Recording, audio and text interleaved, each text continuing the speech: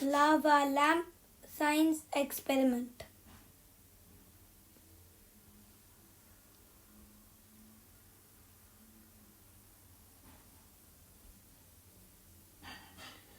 Fill the bottle with water.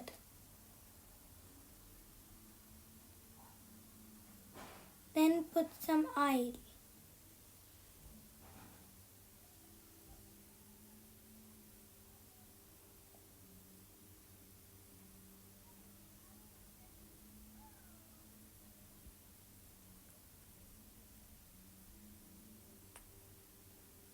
Now put 8 drops of food coloring.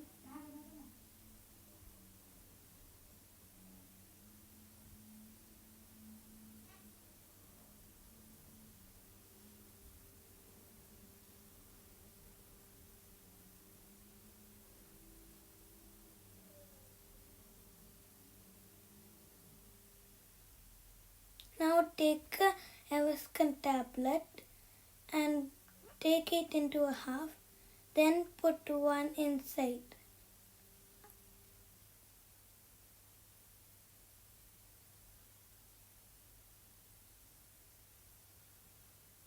And then put the other one inside.